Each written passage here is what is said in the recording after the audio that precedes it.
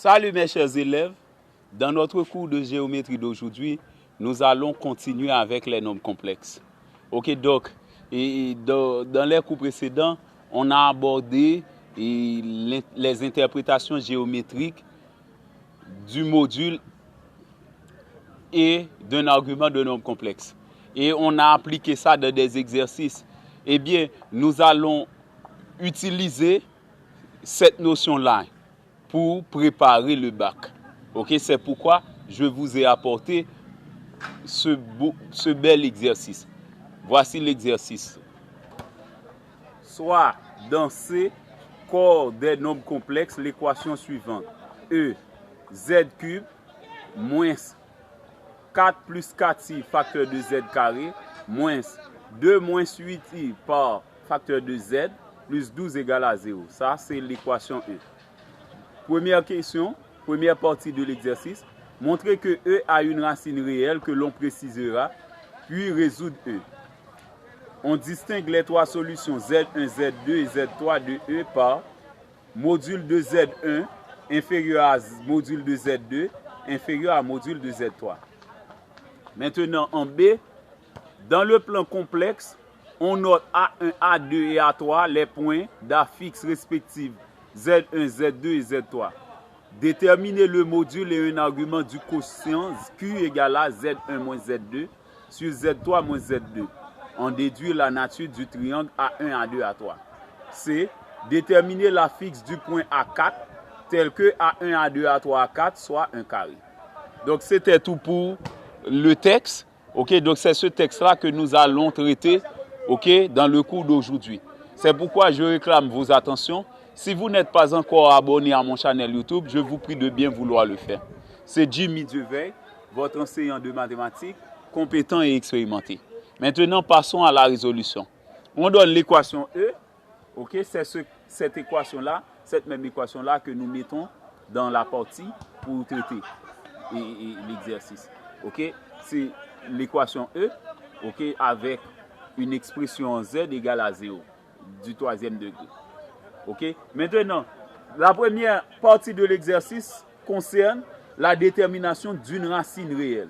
Ok, c'est montrer que E a une racine réelle que l'on précisera. Ordinairement, nous avons déjà appris comment prouver qu'une équation admet une racine réelle. Il faut poser Z égale à quelque chose et remplacer donc une valeur, donc une variable réelle. Ordinairement, on prend alpha, mais dans ce texte, c'est lambda que l'on prend. Posons Z égale à lambda, où lambda est un réel. Donc cela veut dire Z admet une racine réelle dans ce cas. Maintenant, nous prenons le soin de remplacer Z par lambda dans l'équation. C'est pourquoi on a lambda cube moins facteur de 4 plus 4i par lambda carré, moins facteur de 2 moins 8i par lambda plus 12 égale à 0. Maintenant, nous chassons les parenthèses. Donc, vous avez déjà l'habitude de traiter ce type d'exercice-là, donc de voir ce type d'exercice-là dans mes cours. Donc, c'est chasser les parenthèses, grouper les parties réelles et imaginaires, puis ensuite résoudre le système, ok, simultanément. D'abord, nous chassons les parenthèses, ça donne lambda cube, moins 4 lambda carré, moins 4i lambda carré, moins 2 lambda, plus 8i lambda, plus 12 égale à 0. Ça, c'est l'équation. Maintenant, nous regroupons les termes réels. C'est lambda cube, moins 4 lambda carré, moins 2 lambda, plus 12. Et maintenant, les termes imaginaires purs, c'est plus i en évidence, moins 4 lambda carré, plus 8 lambda, égale à 0. Ok, donc, on divise par i les termes en i, et bien c'est comme si on retire i dans ces termes. Donc, on met plus i en évidence, et bien on a moins 4 lambda carré, plus 8 lambda. Ok, donc, à présent, on a un nombre complexe, ayant une partie réelle et une partie imaginaire pure, et qui s'annule en même temps. Eh bien, un nombre complexe qui s'annule, suivant la règle, c'est un nombre complexe, donc un nombre complexe qui donne 0. C'est un nombre complexe dans la partie réelle, dont les parties réelles et imaginaires pures donnent 0. Eh bien, c'est pourquoi nous posons la partie réelle égale à 0 et la partie imaginaire pure égale à 0. Ok, c'est ainsi qu'on va avoir un nombre complexe nul. Ok, maintenant, nous avons deux équations, un système de deux équations. Donc en mathématiques, lorsqu'on a un système, c'est trouver une solution simultanée pour les deux. Ok, si on a plusieurs équations, ici on a deux équations, eh bien nous allons trouver la solution simultanée pour les deux. Mais la première équation est du troisième degré. Donc, il n'y a pas une méthode efficace et rapide pour la résolution d'une équation du troisième degré. C'est pourquoi il est conseillé de résoudre la deuxième équation et vérifier les solutions trouvées en 2 dans 1. Ok, puisque la solution simultanée, donc une solution qui est à la fois dans 1 et dans 2, eh bien, si je trouve une solution, la solution qui est à la fois dans 1 et dans 2, eh bien, est aussi dans 2.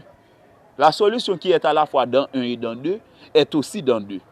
Eh bien, maintenant, si nous vérifions toutes les solutions trouvées dans 2, eh bien, celle qui vérifie 1, c'est la solution simultanée assurément. Eh bien, c'est pourquoi nous travaillons dans 2, c'est l'équation la plus simple. Dans 2, c'est moins 4 lambda carré plus 8 lambda égale à 0. Nous mettons moins 4 lambda en évidence. En divisant moins 4 lambda carré par moins 4 lambda, ça donne lambda. En divisant 8 lambda par moins 4 lambda, ça donne moins 2. On a moins 4 lambda, facteur de lambda moins 2 égale à 0. Ok, maintenant on a une équation produit.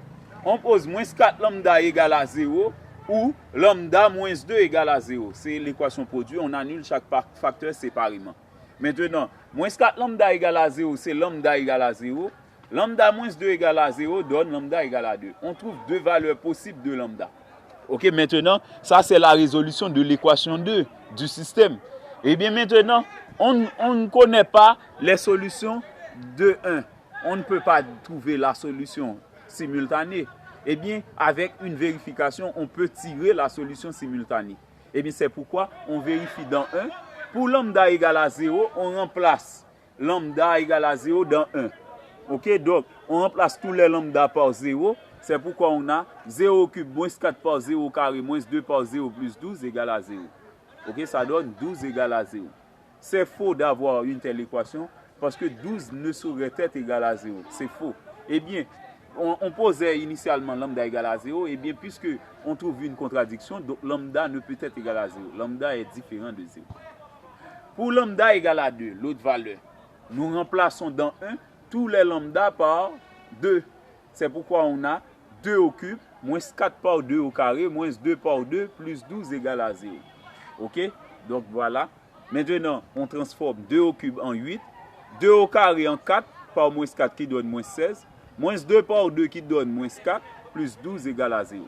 Maintenant, nous faisons la réduction. 8 plus 12, ça donne 20. Moins 16 moins 4, ça donne moins 20. On a 20 moins 20 qui donne 0. C'est vrai, 0 égale à 0, donc lambda peut être égal à 2. Et bien donc, la solution réelle recherchée, c'est z égale à lambda égale à 2. C'est la solution réelle recherchée. Ok, maintenant, dans cette même partie d'exercice, on demande de résoudre E. Ok, puis résoudre E. C'est ce qu'on a demandé de faire. Eh bien, pour résoudre E, nous appelons E, donc l'expression en Z qui s'annule, je l'appelle P de Z. Je suppose que E, c'est P de Z égale à 0. C'est l'expression en Z, ok, du troisième degré.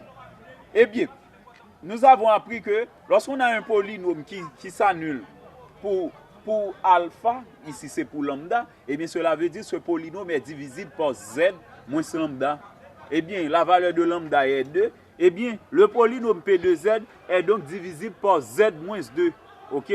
Z moins 2. Ok? Donc, le polynôme en Z. Ok? On pourrait dire. Polynôme P de Z.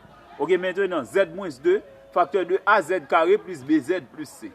Ok? Donc, c'était du troisième degré P de Z. P de Z était du troisième degré. Eh bien, lorsqu'on divise ça par un premier degré, eh bien, le résultat va être du second degré. C'est pourquoi on a P de Z égale à Z cube. Ok, Z moins 2, facteur 2, AZ carré plus BZ plus C. Ok, puisque nous supposons que E, c'est P de Z égale à 0, ce que remplace P de Z, c'est cette expression-là. Eh bien, c'est pourquoi nous posons P de Z égale à Z cube, moins facteur de 4 plus 4i par Z carré, moins facteur de 2 moins 8i par Z plus 12. Ok, maintenant, pour avoir cette factorisation, C'est cette factorisation qui va nous permettre de résoudre plus facilement l'équation P2Z égale à 0. Eh bien, nous utilisons un tableau qui est presque similaire à la division euclidienne. Eh bien, nous mettons dans l'ordre décroissante, ok?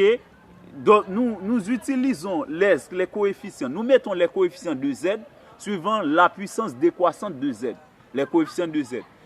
Donc, Z cube qui a pour coefficient 1, Z carré qui a pour coefficient moins facteur de 4 plus 4i qui donne moins 4 moins 4i, Z qui a pour coefficient moins facteur de 2 moins 8i qui donne moins 2 plus 8i, 12 qui est constant. Ok?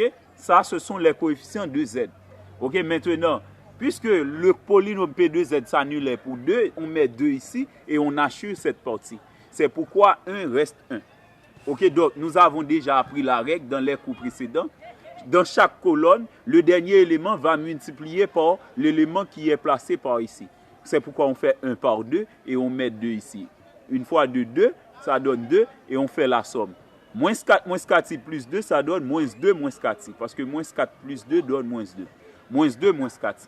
Eh bien, on trouve le dernier élément de cette colonne. On multiplie ça par 2. 2 par moins 2 moins 4i, ça donne moins 4 moins 8i. On met moins 4 moins 8i ici. Et ensuite, on fait la somme à nouveau.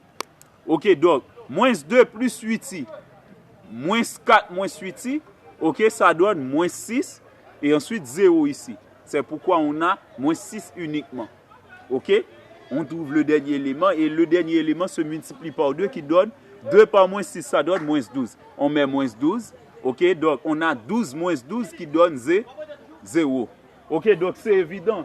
Puisque le polynôme était divisible par Z-2, c'est sûr que la division euclidienne va donner, 0 comme reste. Ok? Et bien maintenant, on a 1, moins 2, moins 4i, moins 6. Ok?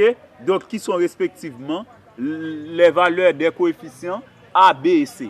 A donne 1, B donne moins 2, moins 4i, C donne moins 6.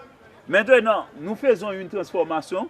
Nous transformons moins 2 moins 4i en moins 2 facteur de 1 plus 2i.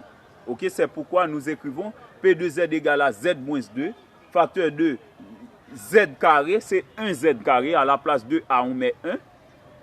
À la place de B, on met moins 2 facteur de 1 plus 2i. C'était BZ, on met Z à côté de B. Et ensuite, plus C. C, c'est moins 6. On a moins 6. Ok, voici P2Z. Donc, avec cette transformation de P2Z, eh bien, nous pouvons avoir une transformation plus simple, ok, ou une résolution plus simple de l'équation. À présent, avec P2Z, avec la factorisation, P2Z égale à 0, nous donne une équation produit. Eh bien, on annule chaque facteur séparément. On pose Z-2 égale à 0, qui donne Z égale à 2. Et l'autre facteur, on pose ça égale à 0. C'est Z carré, moins 2 facteur de 1 plus 2i par Z, moins 6 égale à 0. Voilà.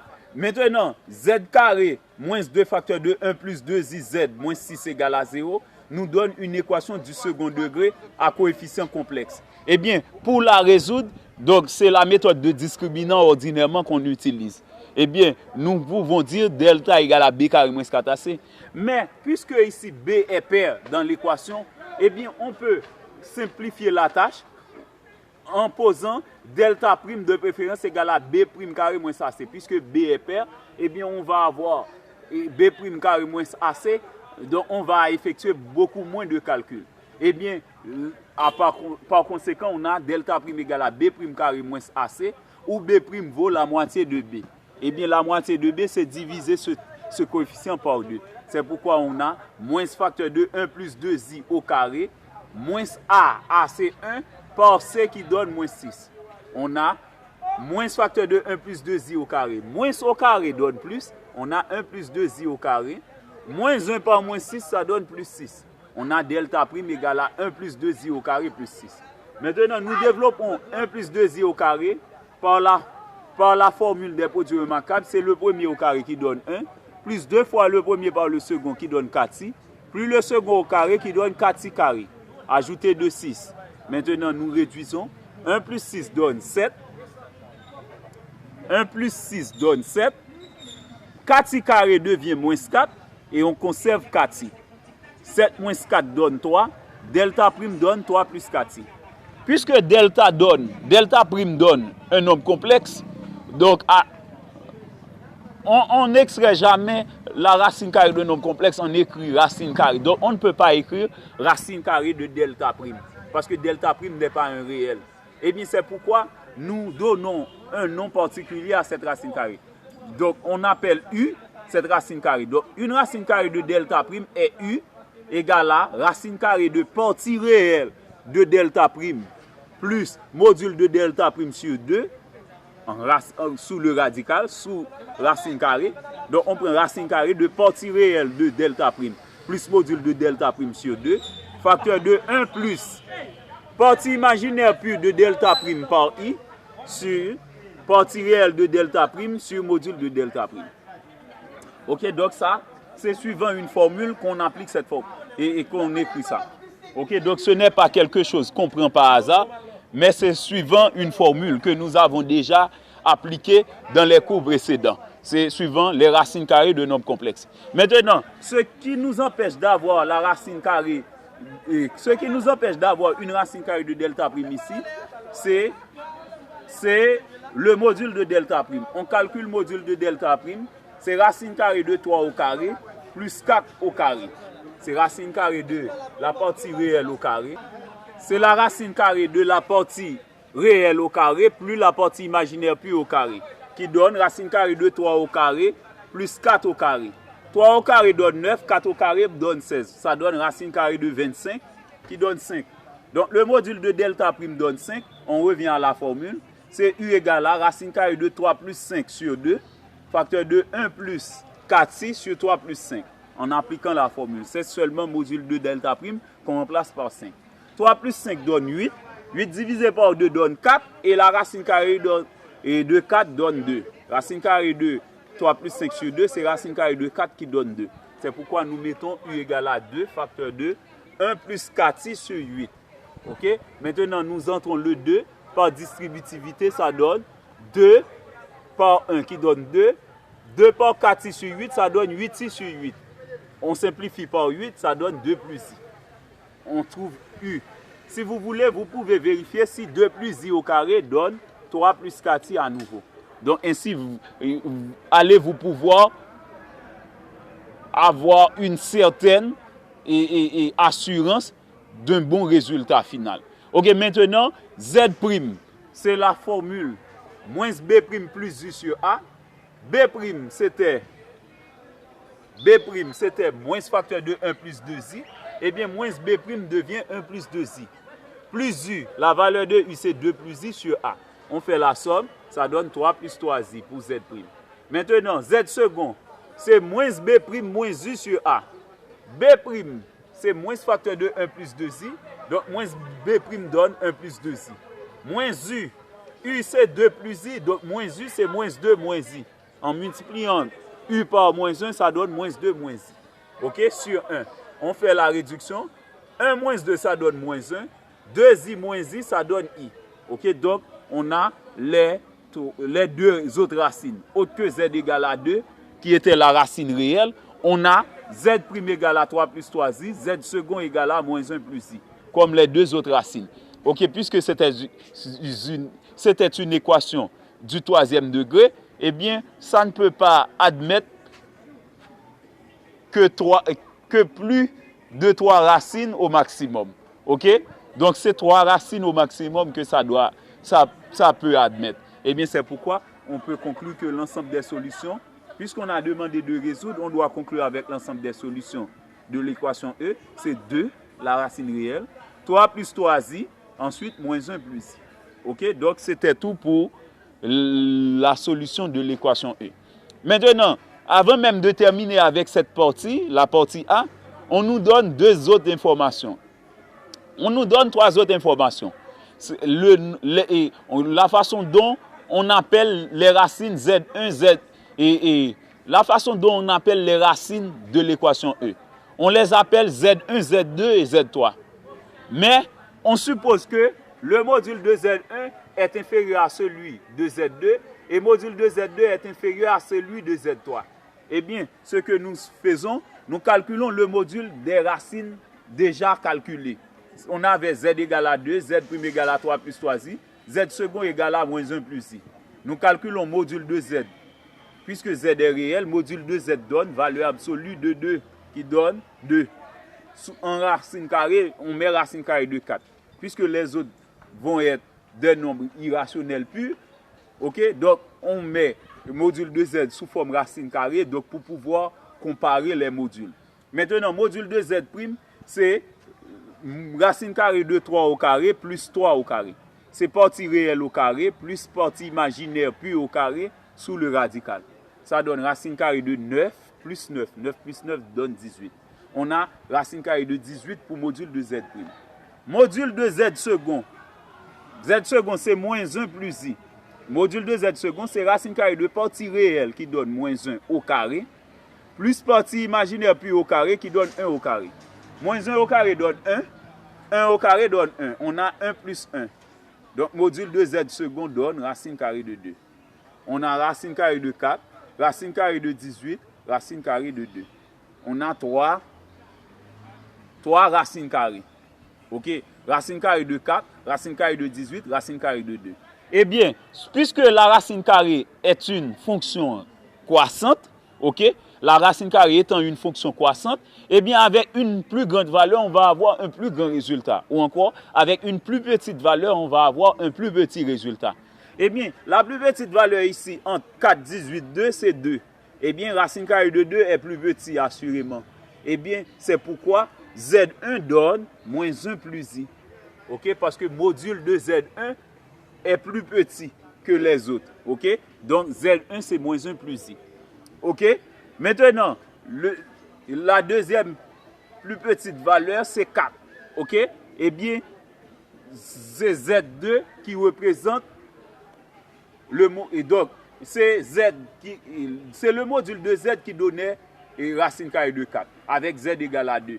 Eh bien, puisque c'est le module de Z qui est le second plus petit module, eh bien, nous prenons Z2 égale à 2. Et maintenant, Z3, l'autre. Z3, c'est 3 plus 3i. Ok, donc ainsi a-t-on fait choix, ok, des trois racines, Z1, Z2 et Z3 de l'équation du troisième degré. De l'équation E. Ok, maintenant, pour la deuxième partie, on donne 3 points A1, A2, A3 d'affixes respectives Z1, Z2, Z3. Eh bien, puisque A1 a pour affixe Z1, A2 a pour affixe Z2, A3 a pour affixe Z3, eh bien, nous écrivons Z2A1 égale à Z1 qui donne moins 1 plus i, Z2A2 égale à Z2 qui donne 2, Z2A3 égale à Z3 qui donne 3 plus 3i. Maintenant, nous calculons le quotient Q. Q donne Z1 moins Z2 sur Z3 moins Z2. Z1 donne moins 1 plus i, moins 2 qui représente Z2. Sur Z3, 3 plus 3i, moins 2. Ok, nous calculons Q. Donc, dans cette partie d'exercice, on a demandé de calculer le module, un argument du quotient Q, qui donnait Z1 moins Z2 sur Z3 moins Z2. Nous remplaçons Z1 par moins 1 plus i, Z2 par 2, et ensuite Z3 par 3 plus 3i. Donc, nous effectuons les calculs. Moins 1 plus i, moins 2, ça donne moins 3 plus i. 3 plus 3i, moins 2, ça donne 1 plus 3i. Ok? On a moins 3 plus i sur 1 plus 3i. Donc, Q représente le rapport de deux nombres complexes. Nous avons déjà appris, pour effectuer le rapport de deux nombres complexes, il faut prendre, il faut multiplier le numé et le déno par le conjugué du déno. Le conjugué du déno ici, c'est 1 moins 3i. C'est pourquoi nous multiplions le numé et le déno par 1 moins 3i. Ça donne moins 3 par 1 qui donne moins 3. Moins 3 par moins 3i, ça donne 9i. I par 1, ça donne i. I par moins 3i, ça donne moins 3i carré. Maintenant, au déno, le produit est remarquable. On a a plus b, facteur de a moins b. C'est a carré moins b carré. Qui donne i carré, 1 au carré moins 9i carré. Ok? le premier au carré moins le second au carré. Maintenant, nous réduisons. 9i plus i, ça donne 10i, que nous mettons ici. Maintenant, moins 3i carré devient plus 3. C'est pourquoi nous avons ici moins 3 plus 3. Et au déno, 1 au carré donne 1, moins 9i carré donne plus 9. On a moins 3 plus 3, ça donne 0. On a 10i sur 10. 10i sur 10 n'est autre que i. Donc, Q est égal à i. OK? Donc, le rapport Q et le quotient Q, c'est le nombre complexe I, ok, que ça donne. Maintenant, le module de Q, on a demandé de trouver le module et un argument de ce nombre complexe Q. Eh bien, module de Q, c'est 1, ok, c'est module de 1, c'est la valeur absolue de 1, puisque le nombre complexe Q est imaginaire pur, eh bien, on prend la valeur absolue de sa partie imaginaire pure, qui est 1. Donc, module de Q, c'est module de 1, ou encore valeur absolue de 1 qui donne 1. Maintenant, un argument de Q, on l'appelle θ, tel que cos θ donne la partie réelle de Q qui donne 0 sur le module qui donne 1. C'est pourquoi on a cos θ égale à 0 sur 1 qui donne 0. Sin θ, c'est la partie imaginaire pure qui est 1 sur 1 qui donne le module. Ok? On a sin θ égale à 1 sur 1 qui donne 1. Ok? Suivant le tableau qui permet de trouver un argument de nombre complexe, c'est cos pi sur 2 qui donne 0, sin pi sur 2 donne 1. Eh bien, nous prenons θ égale à pi sur 2. Eh bien, par conséquent, la forme polaire ou abrégée de Q, c'est 1 pi sur 2. On n'a pas besoin de décrire module de Q égale 1, argument de Q égale à pi sur 2. Pourquoi? Parce que, conventionnellement, la forme abrégée ou polaire de nombres complexes donne respectivement son module et son argument. Maintenant, de cette même partie, on demande à partir de ces informations d'en déduire la nature du triangle A1, A2, A3. Eh bien, nous utilisons l'information du module et d'un argument du quotient Q. Ok, puisque Q était égal à Z1 moins Z2 sur Z3 moins Z2, et Z1 représentait la fixe du point A1. Ok, Z1 était Z2 A1. Nous remplaçons Z1 par Z2 A1. Z2, la fixe, ok, du point A2. Eh bien, Z2, c'est Z2 A2. Z3, la fixe du point A3. Eh bien, c'est pourquoi on a Q égale à Z2 A1 moins Z2 A2 sur Z2 A3 moins Z2 A2. Maintenant, lorsqu'on a Z2 A1 moins Z2 A2, ça donne la fixe du vecteur A2 A1. Z2 A3 moins Z2 A2, c'est la fixe du vecteur A2 A3. Maintenant, si nous prenons le module du nombre complexe Q, on va avoir le module de ce rapport. Module de Q, c'est module de Z2 A2 A1 sur module de Z2 A2 A3, ou encore module du rapport. Donc, nous avons déjà appris que le module d'un rapport, c'est le rapport des modules. Donc, on pourrait dire que module de Q, c'est module de Z2 A2 A1 sur module de Z2 A2 A3. Module de Q, on a déjà calculé ça, ça donnait 1. C'est pourquoi nous remplaçons module de Q ici par 1. Et maintenant, le module de Z2A, ok, le module de la fixe du vecteur A2A1, c'est le module du vecteur A2A1. Le module de la fixe du vecteur A2A3, c'est le module du vecteur A2A3. Eh bien, module de A2A1, c'est la distance A2A1. Le module de A2A3, c'est la distance A2A3. Maintenant, on a un rapport qui donne 1. Eh bien, assurément, en faisant le produit des extrêmes égal à celui des moyens, on a A2A3 égal à A2A1. Ok, donc, ces deux côtés-là, ayant un sommet commun A2, eh bien, on voit que les deux côtés du triangle A1, A2, A3, on a deux côtés du triangle A1, A2, A3, ok, qui sont égaux. Et c'est A2 qui est le sommet commun. Eh bien, on peut dire que, d'ores et déjà, le triangle A1, A2, A3 est isocèle en A2.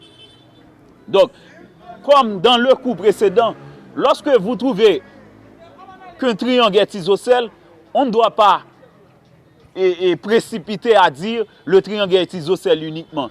Donc, autre qu'un triangle isocèle, dans un triangle isocèle, on pourrait trouver d'autres informations qui vous permettront, de donner une réponse beaucoup plus précise. Eh bien, c'est pourquoi nous utilisons également un argument du nombre complexe Q. Ok, puisque Q donnait Z2A2A1 sur Z2A2A3, eh bien, un argument de Q, c'est un argument de Z2A2A1 sur Z2A2A3. Ok? Argument de Q, c'était θ qui donnait pi sur 2. Eh bien, on peut dire que pi sur 2 donne, suivant l'interprétation géométrique d'un argument de nombre complexe, eh bien, argument de Z2A2A1 sur Z2A2A3, c'est l'angle A2A3, A2A1. Ok? Vous voyez ici qu'il y a A2A3, même origine A2, A2A3, A2A1. Eh bien, ça, c'est l'angle A2 que ça représente pour le triangle isocèle A1, A2, A3. Le triangle isocèle A1, A2, A3 est aussi rectangle en A2. Pourquoi? Parce que l'angle A2 vaut pi sur 2 radians ou encore 90 degrés. Eh bien, c'est pourquoi nous écrivons le triangle A1, A2, A3 est aussi rectangle en A2. Le triangle était déjà isocèle en A2 et il est aussi rectangle en A2. Eh bien, en conclusion, A1, A2, A3 est un triangle rectangle isocèle en A2. Ok?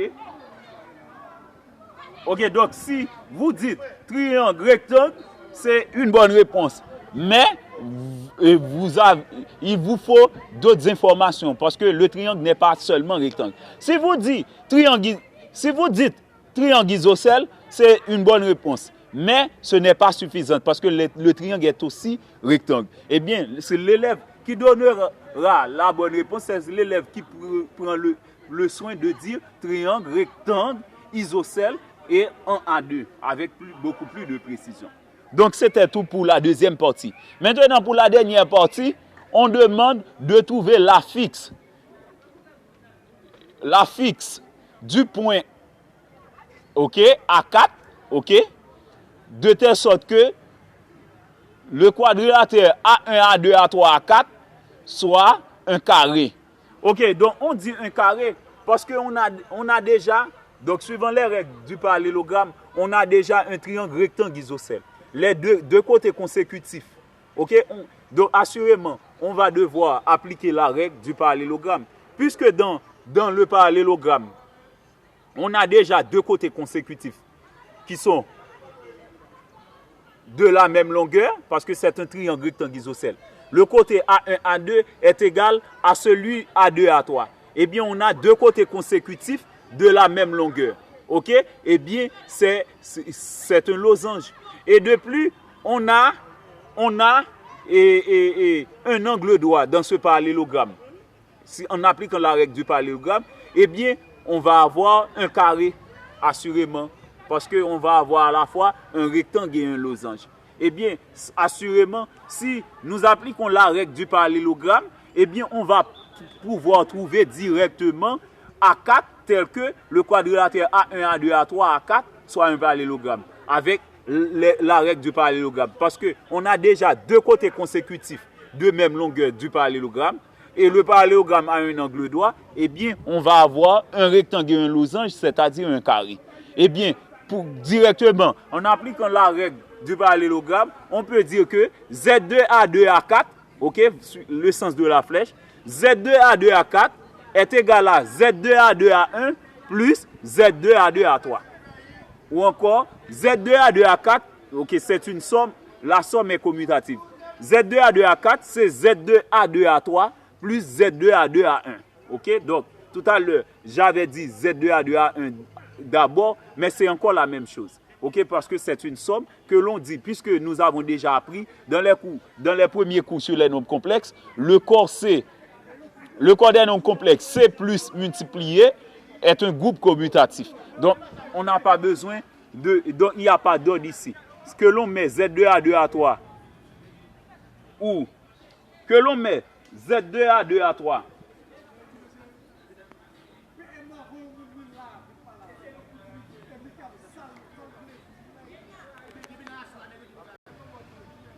ouais, Z2A2A3 c'est la fixe du vecteur A2A3 plus Z2A2A1 ok, est égal à Z2A2A4. Z2A2A4 c'est Z2A4 moins Z2A2 ok. Z2A2A3, c'est Z2A3 moins Z2A2. Z2A2A1, c'est Z2A1 moins Z2A2. Et bien maintenant, on peut simplifier par Z2A2 ici parce que si on transpose, assurément, on va avoir moins Z2A2 plus Z2A2. Je simplifie par moins Z2A2 ici. Il me reste Z2A4 est égal à Z2A3 plus Z2A1 moins Z2A2. Eh bien, nous remplaçons Z2A3 par Z3. Nous remplaçons Z2A1 par Z1. On avait déjà simplifié ici avec par Z, moins Z2A2 dans chaque membre. C'est seulement ici qu'on va avoir moins Z2A2 qui donne moins Z2. Maintenant, nous prenons le soin de remplacer Z3 par sa valeur qui donnait 3 plus 3i. Z3, c'est 3 plus 3i. Z1 par sa valeur qui donnait moins 1 plus i. Et Z2 par sa valeur qui donnait 2. On a Z2A4 donne 3 plus 3i, moins 1 plus i, moins 2. Donc Z2A4 donne, en faisant la somme, 3 moins 1 moins 2, ça donne 0. 3i plus i, ça donne 4i. Donc la fixe, ok, c'est la fixe et du point A4 qu'on a demandé, de telle sorte que le quadrilatère A1, A2, A3, A4 soit un carré. Eh bien, c'est 4i. Donc avec la règle du parallélogramme, on a nécessairement la fixe, ok, du point A4, ok, suivant la règle du parallélogramme. Parce que la façon dont on a le triangle rectangle isocèle A1, A2, A3, eh bien, avec le point A4, suivant la règle du parallélogramme, on va avoir catégoriquement un carré. Ok, donc c'était tout pour aujourd'hui. J'attends vos questions, vos supports également. Ok, donc je vous prie d'aimer la vidéo et de la partager avec vos camarades. Merci et à la prochaine.